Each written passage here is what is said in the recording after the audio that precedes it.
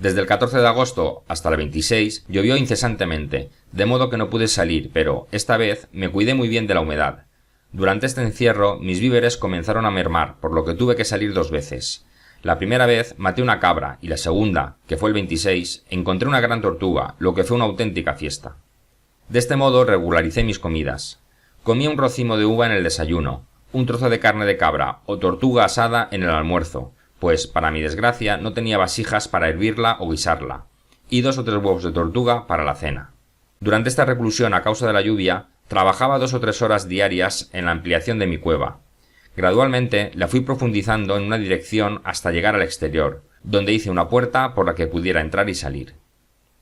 Sin embargo, no me sentía cómodo estando tan al descubierto, ya que antes estaba perfectamente encerrado, mientras que ahora me hallaba expuesto a cualquier ataque, aunque, en realidad, no había visto ninguna criatura viviente que pudiese atemorizarme, puesto que los animales más grandes que había en la isla eran las cabras. 30 de septiembre.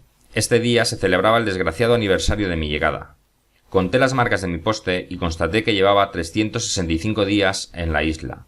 Guardé una solemne abstinencia todo el día, que dediqué a hacer ejercicios religiosos. Me postré humildemente y confesé a Dios todos mis pecados, reconociendo su justicia y rogándole que tuviera misericordia de mí en el nombre de Jesucristo. No probé ningún alimento durante 12 horas, hasta que se puso el sol. Entonces comí una galleta y un racimo de uvas y me acosté, terminando el día como lo había comenzado. Hasta ese momento no había celebrado los domingos, ya que, al principio, carecía de sentimientos religiosos. Al cabo de un tiempo, había dejado de hacer una marca más larga los domingos para diferenciar las semanas, de manera que no sabía en qué día vivía. Pero ahora, después de haber contado los días, como he dicho, y de haber comprobado que había pasado un año, lo dividí en semanas, señalando cada 7 días el domingo. Al final, me di cuenta de que había perdido 1 o 2 días en mis cómputos. Poco tiempo después, mi tinta comenzó a escasear, así que me limité a usarla con mucho cuidado y no escribía sino los acontecimientos más importantes de mi vida, abandonando el recuento diario de otras menudencias. Comencé a observar los cambios de estación y aprendí a prever el paso de la estación seca a la húmeda, a fin de abastecerme adecuadamente. Mas tuve que pagar muy cara mi experiencia, pues lo que voy a relatar fue uno de los acontecimientos más desalentadores que me ocurrieron en toda la vida. Anteriormente, he dicho que guardé algunas de las espigas de cebada y de arroz, que tan milagrosamente habían brotado. Tenía como 30 espigas de arroz y 20 de cebada, y pensé que, pasadas las lluvias, era el mejor momento para sembrarlas, pues el sol estaba más hacia el sur respecto de mí. Preparé un trozo de tierra lo mejor que pude con mi pala de madera. Lo dividí en 2 partes y sembré las semillas, pero, mientras lo hacía, se me ocurrió que no debía sembrarlas todas la primera vez, ya que no sabía cuál era el mejor momento para hacerlo. De este modo, sembré 2/3 partes de las semillas y guardé un puñado de cada una. Más tarde, me alegré de haberlo hecho así, pues ni uno solo de los granos que sembré produjo nada, puesto que se aproximaba la estación seca y no volvía a llover después de la siembra. Por tanto, la tierra no tenía humedad para que las semillas germinaran y no lo hicieron hasta que volvieron las lluvias. Entonces germinaron como si estuviesen recién sembradas. Cuando me di cuenta de que las semillas no germinaban, pude intuir fácilmente que era a causa de la sequía, de modo que busqué un terreno más húmedo para hacer otro experimento. Haré un trozo de tierra cerca de mi emparrado, y sembré el resto de las semillas en febrero, un poco antes del equinoccio de primavera. Las lluvias de marzo y abril las hicieron brotar perfectamente y dieron una buena cosecha, mas, como no me atreví a sembrar toda la que había guardado, tan solo obtuve una pequeña cosecha, que no ascendía a más de un celemín de cada grano. Este experimento me hizo experto en la materia y ahora sabía exactamente cuál era la estación propicia para sembrar y, además, que podía sembrar y cosechar 2 veces al año. Mientras crecía el grano, hice un pequeño descubrimiento que luego me rindió gran provecho. Tan pronto como cesaron las lluvias y el tiempo mejoró, lo cual ocurrió hacia el mes de noviembre, fui a mi emparrado del campo, al cual no iba desde hacía varios meses, y encontré todo tal y como lo había dejado. El cerco o doble empalizada que había construido estaba completo y fuerte, y de algunos troncos habían brotado ramas largas, como las de un sauce llorón, al año siguiente de la poda, pero no sabía de qué árbol había cortado las estacas. Sorprendido y complacido de ver aquellos retoños, los podé para que crecieran tan uniformemente como fuese posible, y resulta casi increíble que en 3 años crecieran tan maravillosamente, de forma que, si la empalizada formaba un círculo de casi 25 yardas de diámetro, los árboles, que así podía llamarlos, la cubrieron completamente, dando suficiente sombra como para refugiarme durante toda la estación seca. Decidí entonces cortar otras estacas para hacer una empalizada como esta alrededor de mi muro, Me refiero al de mi primera vivienda, y así lo hice.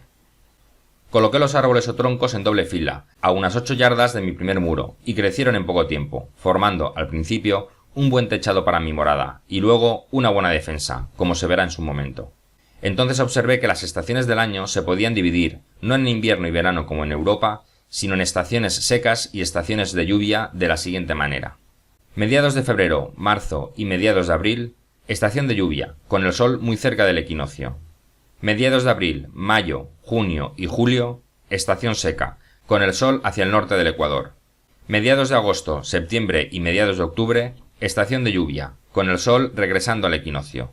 Mediados de octubre, noviembre, diciembre, enero y mediados de febrero, estación seca, con el sol hacia el sur del ecuador. La estación de lluvia era algunas veces más larga y otras más corta, según soplara el viento, pero esta era la observación general que había hecho. Después de haber experimentado las consecuencias nefastas de salir bajo la lluvia, me cuidé de abastecerme con antelación de provisiones, para no verme obligado a salir y poder permanecer en el interior tanto como fuese posible durante los meses de lluvia. Esta vez encontré una ocupación, muy adecuada para la estación, pues me faltaban muchas cosas que solo podía hacer con esfuerzo y dedicación constantes. En particular, traté muchas veces de hacer un cesto, pero todos los tallos que encontraba para este propósito eran demasiado quebradizos y no pude lograrlo. Por suerte, cuando era niño, solía deleitarme observando a los cesteros del pueblo de mi padre, mientras tejían sus artículos de mimbre. Como es común entre los niños, observaba con mucha atención el modo en que realizaban estos objetos, y estaba siempre dispuesto a ayudar. Algunas veces les echaba una mano, y así aprendí perfectamente el método de esta labor, para la cual tan solo necesitaba materiales. Pensé entonces que los vástagos de aquel árbol del que había cortado las estacas que retoñaron podrían ser tan resistentes como el cetrino, el mimbre o el sauce de Inglaterra y decidí probarlo. Al día siguiente fui a mi casa de campo, como solía llamarla, y cuando corté unas ramas me parecieron tan adecuadas para mis fines como podía desear. Entonces regresé otra vez, equipado con una azuela para cortar una mayor cantidad de ellas, lo cual resultó muy fácil dada la abundancia de estos árboles.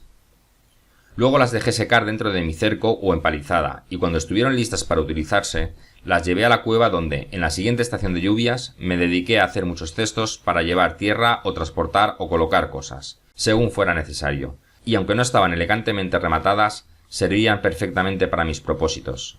Desde entonces, tuve cuidado de que nunca me faltaran y cuando algunas comenzaban a estropearse, hacía otras nuevas. En especial, hice canastas fuertes y profundas con el fin de utilizarlas en lugar de sacos, para guardar el grano, si es que llegaba a cosechar una buena cantidad. Habiendo superado esta dificultad, lo cual me tomó mucho tiempo, me dediqué a estudiar la posibilidad de satisfacer dos necesidades. No tenía recipientes para poner líquido, con la excepción de 2 barriles que contenían ron y algunas botellas para agua, licores y otras bebidas.